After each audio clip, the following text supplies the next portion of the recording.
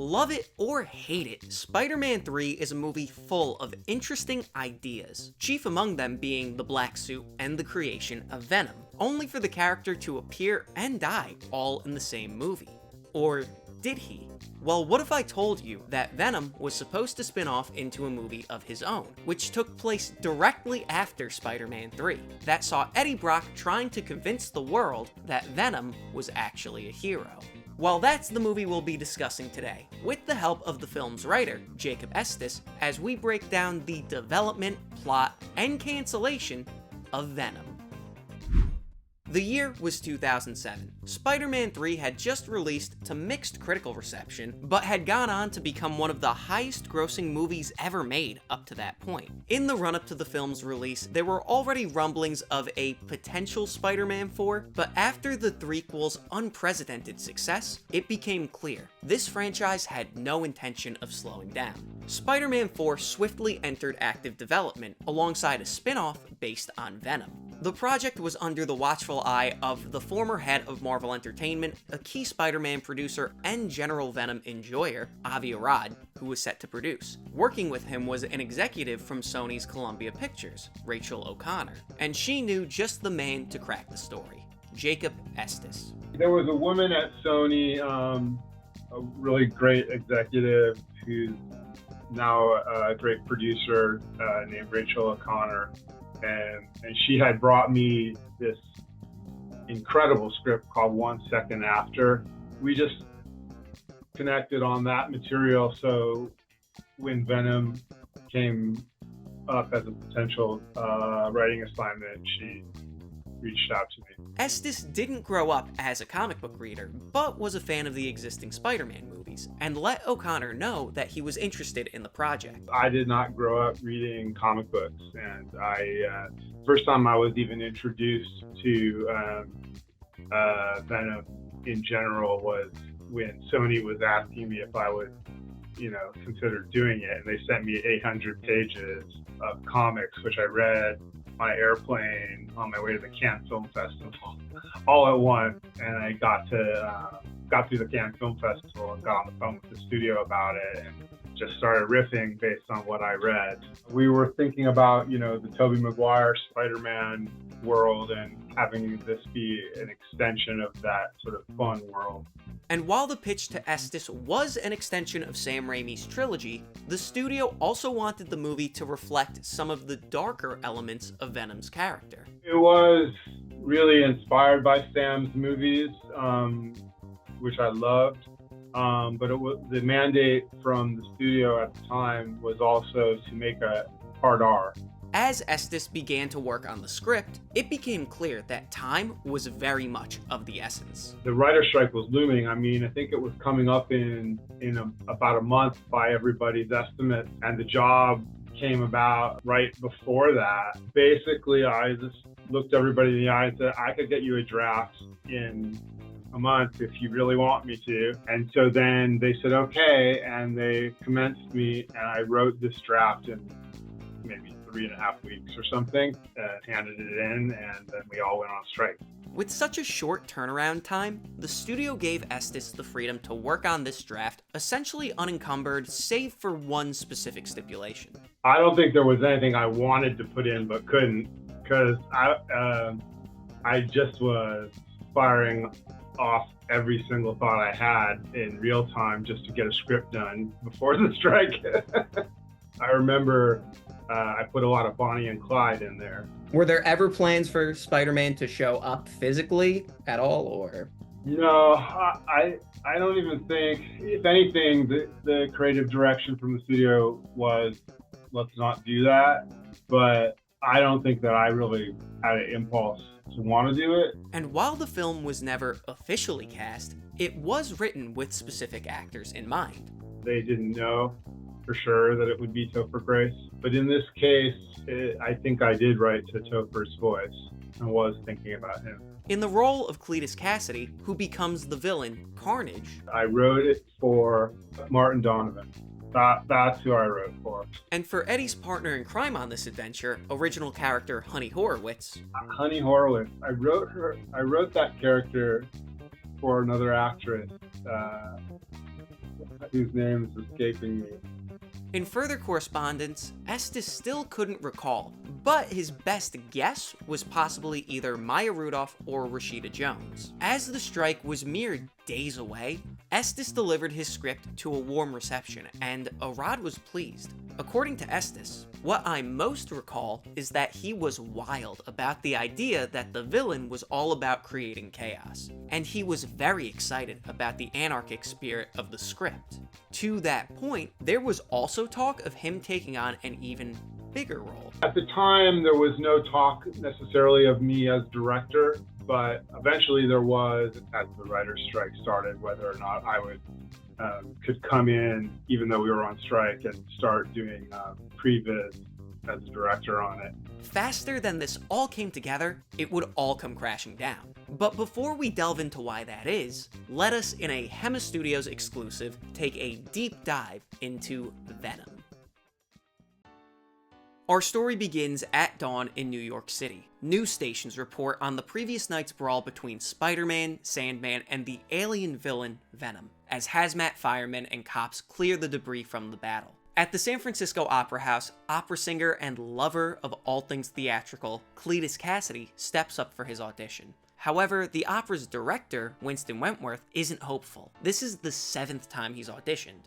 Cletus bombs and Winston storms out, leaving the hopeful crushed. Waste trucks drive from New York City all the way to Death Valley to dump the debris. Below the twisted steel and concrete, pieces of black alien flesh begin to squirm to the top of the heap, reconstituting into a familiar shape: Venom. The creature starts out into the desert, but eventually stops to rest. As day turns to night, the symbiote recedes into the human form of Eddie Brock, who has a dream of the symbiote homeworld and a familiar black substance getting shot off in a crystal pod toward the Milky Way. But the dream is cut short, as Eddie is woken up by hippies returning from a camping trip, and he's totally disoriented. His last memories were in New York trying to kill Spider-Man. The couple allow him to hitch a ride to a nearby gas station diner, where he meets waitress Honey Horowitz, and there is instant chemistry. But their flirting is interrupted as an armed biker gang descends on the diner, waiting for an armored truck to show up. Everybody hits the floor except for a defiant Honey. One of the gang takes her outside, where she wrestles his weapon away and blasts his leg. The other bikers rush outside, and so does Eddie, half transformed as Venom. He makes quick work of most of the gang, with the others running away in terror. Eddie, still half transformed, runs off, but Honey gives him chase, grateful to him for saving her life. But Eddie is horrified that he just killed so many people, and plus, he tried to kill Spider-Man. Once the cops show up, he is cooked. Honey didn't know about the Spider-Man part, but she doesn't care. He must have had a good reason for doing that. Her tenderness causes the symbiote to recede. They return to the diner to find the town sheriff, Hal, who questions Honey. She claims to have acted entirely in self-defense, and Hal tells her that if she's lying, they'll lock her up again. Eddie is surprised by this revelation. Honey tells Hal that Venom actually saved everybody, and that Eddie is actually writing Venom's biography, which leads to the press showing up and a conference where Eddie paints Venom in a heroic light. Journalist Manny Veracruz asks why Venom tried to kill Spider-Man, and Eddie reveals that the answer would put the world in jeopardy. Meanwhile, at a bar, a drunken truck driver watches this on the news, and across the room is noticed by Cletus, who drags him away and mutilates him. As Eddie and Honey leave, he calls his father, Senator Louis Brock, who's currently running for re-election on a platform of peace and nonviolence. Eddie tells Louis to be prepared, he's gonna be on TV tonight, but their conversation quickly grows cold and distant. After the call, Eddie and Honey share a quick smooch, and Eddie is able to read her thoughts at that exact moment. It's a symbiote power, when it comes into contact with the fluids of others. She takes him to a secluded hot spring, her favorite spot, and asks him more about trying to end Spider-Man. Eddie explains that he forged a picture of the webhead at work, but then Peter Parker, his secret identity, blew up his life over it. Honey's confused. Nobody knows Spidey's identity. But Eddie reveals that once he was infected with the symbiote, he suddenly knew everything there was to know about him. At his lowest point, he unsuccessfully tried to end it. So he went to church one night, and the rest is history. he'll never be him again. They'll always be we. Honey then tells him about her record, growing up abused by her mother, so she started sleeping with a crowbar, and one day retaliated, nearly ending her. And the rest is history. Later, Honey proposes that her and Eddie should move to San Francisco together. There's enough crime for Venom to stop there, and she could ghostwrite the book. She reasons if a pansy like Peter Parker could be a hero, why can't Eddie? Eventually, Honey reads about the arrest of Cletus Kasady and his gruesome scheme, where he tortured and dismembered 37 people and forced them all to listen to him sing opera. At a motel, Eddie watches Manny interview Lewis on TV, asking about the death penalty for Kasady, but Lewis argues against it. As Eddie watches, the symbiote, which is fueled by Eddie's anger and hate at the very idea of Kasady, slowly begins to creep out of his orifices. Near the end of their journey, they stop on the Golden Gate Bridge, and Eddie tells Honey about how his dad would bring him there to watch the fireworks on the 4th of July as a kid. Honey remarks that his dad sounds cool, but Eddie makes it clear he isn't. As Eddie and Honey check into their hotel, they receive a call from a book agent who thinks that the Venom biography is going to be a massive hit, and has a friend at a major publisher willing to offer upward of $2 million in advance for it. As they enjoy their newfound riches, Eddie explains how his symbiote was deemed a rebel. Other symbiotes believed in immediately devouring their hosts, but his symbiote wants to keep them alive as long as possible, because if not, they'll gobble up the entire universe and there'll be nothing left. But for that, he was stuffed into a crystal pod and shot off on a long, lonely ride into space. And Eddie remembers all of it, like he has two minds at once. After an intimate dinner, Honey pulls Eddie into an alley and asks why he hasn't made a move on her yet. But Eddie is anxious about the venom of it all. He transforms and she pokes fun, asking if he knows how to spin a web, which he does, but he doesn't need to. He's not Spider-Man. Eventually, he reverts and they do start to hook up. But as their smooching escalates, he begins to transform into Venom and backs off. The symbiote is actually jealous of Honey, wanting Eddie for itself. On top of that, since it was bonded with Spider-Man, it's also still in love with Mary Jane. Later, Eddie and Honey go to a diner to meet his childhood friend, Abe Mora, a cop who Eddie hopes could give them some leads on cases that don't have the proper warrants to be investigated. They learn of a radical hate group called the Tarragonians that he hears are building bombs, but can't prove it, and that they're holding a summit very soon. So Eddie and Honey head over, sneak in, and split up. Eddie finds evidence of the plot in a farmhouse. Tarragonian thugs rush in and find Venom. One excitedly asks if he's here to join their community, but after being denied, they begin to fire on him. Venom retaliates, blows up the building, scoops up Honey, and races away. News spreads on Venom's blog of him snuffing out the hate group, which further turns public perception of him to that of a hero. Lewis calls Eddie, trying to connect with him. He doesn't want his son getting hurt in the venom of it all, but again, the conversation ends in an awkward stalemate. Later, Manny interviews Lewis and his wife Libby, asking if he's anti-death penalty, how does he feel about Eddie being so close to a creature who kills? Lewis is uncomfortable, but Libby notes Eddie isn't the vigilante. He's just reporting the truth, so who are they to judge? Eddie is interviewed on the Oprah Winfrey Show, and during this, he explains how symbiotes reproduce by splitting pieces of themselves off, then taking the personality of their new host. But interestingly, it also goes in reverse. They can reduce themselves by joining together, merging their consciousness so that neither is the other anymore. Something new. Venom goes on a spree of heroics, snuffing out drug kingpins and stopping a man from jumping off the Transamerica building, all the while sharing the images to the public. Eddie is interviewed about Venom's heroics and makes the mistake of referring to Venom as we, not him, which Cletus immediately picks up on, and finds other instances where Eddie sloppily has done the same thing. One day, Eddie receives a phone call from the mother of one of Kasady's victims. Kasady called her and told her to tell Eddie that he wants him to write his biography when he's done writing Venom's. But Eddie is confused. If Cletus has his number, why didn't he call?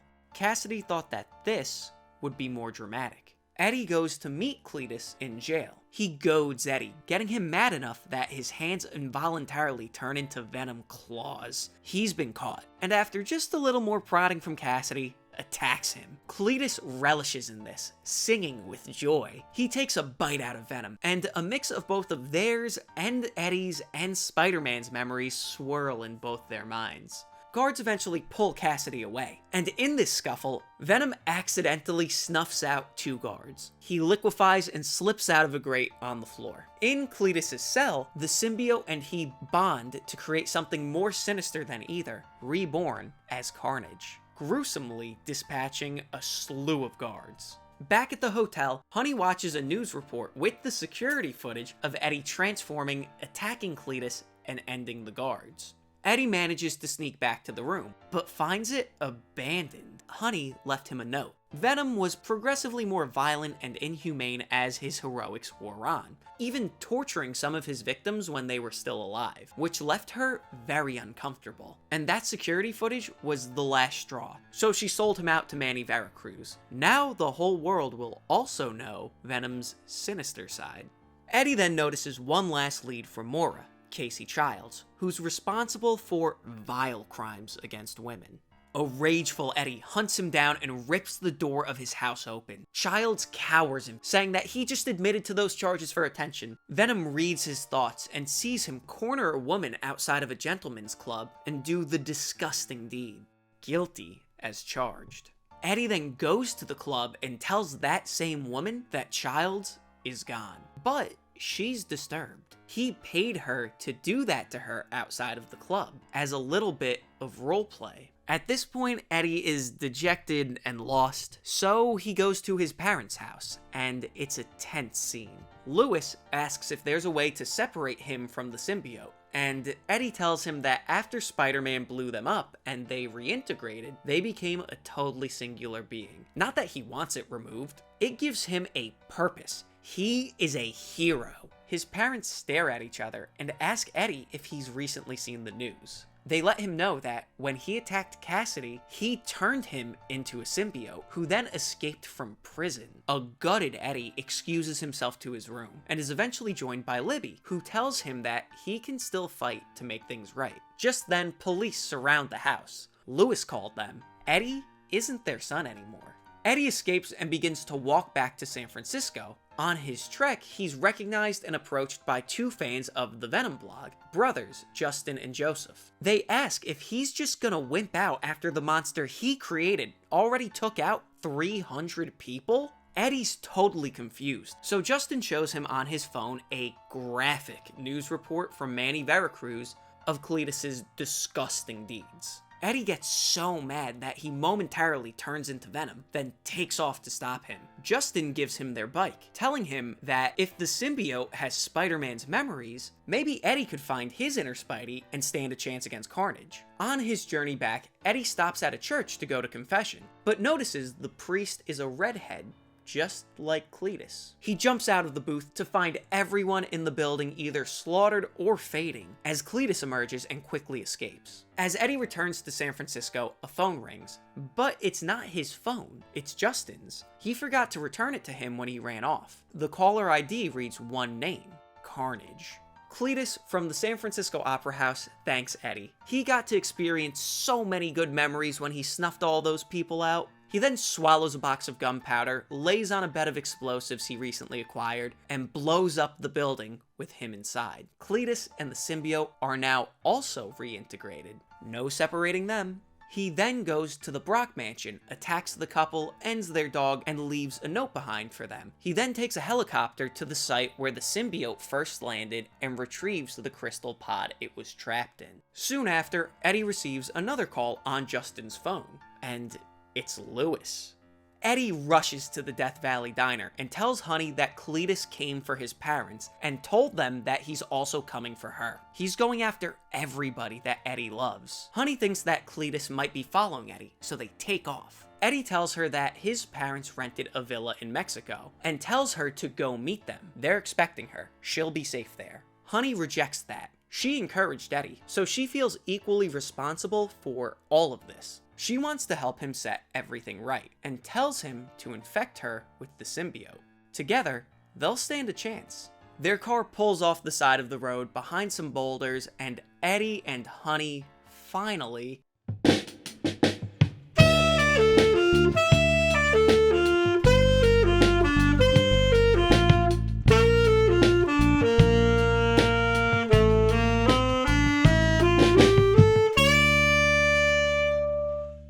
this point, Eddie is full Venom, but so is she. Just then, the car blows up. Cletus incapacitates Eddie and traps Honey inside of the crystal pod. He knew Eddie would try to use Honey to fight him. They take off, leaving Eddie alone, stumbling to his feet, devastated.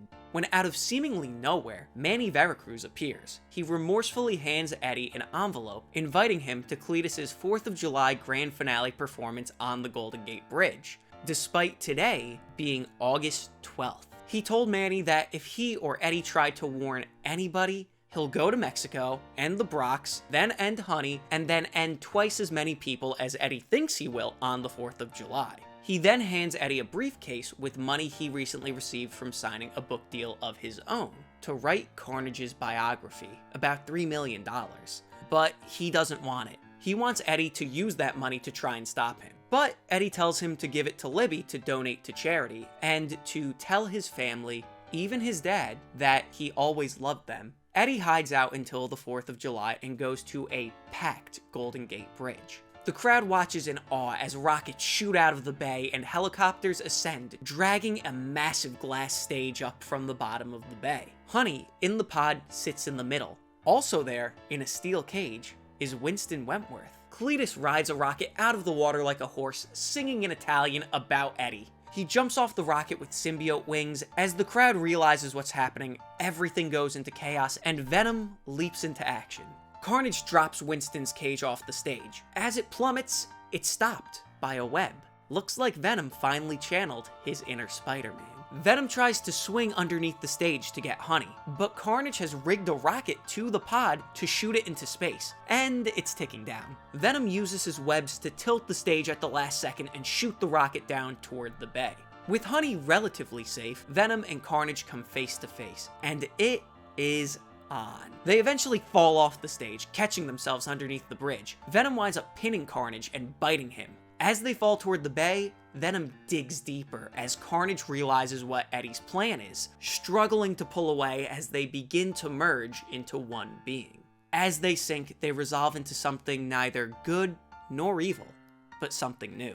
It wakes up, finds the pod, and Honey can't make heads or tails of what it is. It opens the pod, pulls her close, kisses her, and in that kiss, she learns the fate of Venom and Carnage. It hands her the rod used to lock the crystal pod, and she realizes what she has to do. It squeezes into the pod, Honey locks it and swims away as it looks upon her, hoping to never be found again.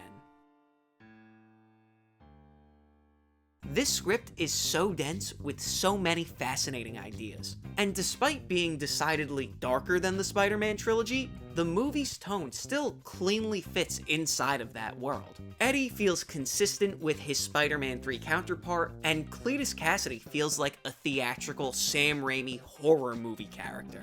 If Estes had a chance to polish this further, without a strike deadline looming, I think that this script could have been made even better. But that raises the question. With a script and director in place, Sony ready to begin previs on the movie, and a solid idea for a potential cast, why did it get canned?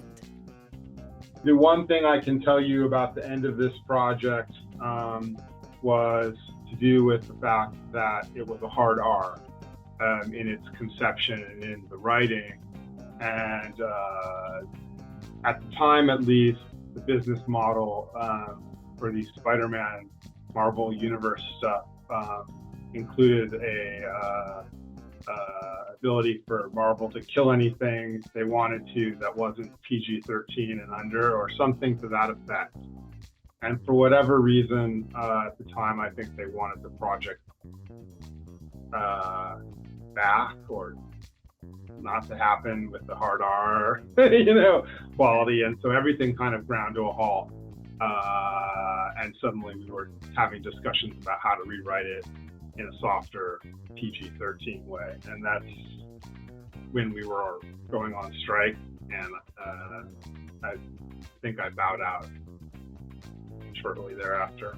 Over the next few months, news and rumor of the project's existence was discussed in fan circles, until finally, on July 31st, 2008, The Hollywood Reporter published a story with the news that Sony was officially working on the project, that they were looking for writers to go in a different direction from Estes' draft, and that Sony wasn't convinced Topher Grace could carry the movie, so casting was also up in the air. That September, future Zombieland and Deadpool movie scribes Rhett Reese and Paul Wernick were brought onto the project and would go on to write a wholly original draft that they would later describe as a realistic, grounded, a little more dark take on the character. It was definitely kind of dark and soul-searchy. We love it, and we're proud of it. By September of 2009, they would wind up completing 2 drafts of the script, before news broke in October that Venom was, again, starting from scratch, and was now being written and directed by Gary Ross, who was also rewriting Spider-Man 4 at the time,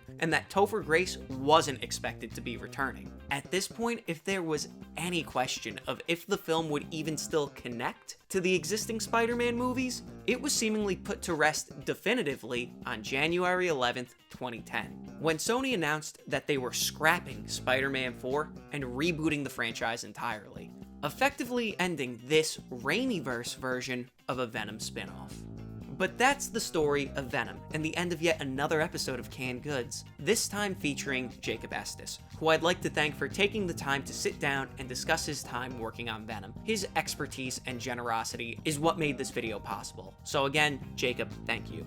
But until next time, thank you so much for watching, be good to each other, and stay Hemas.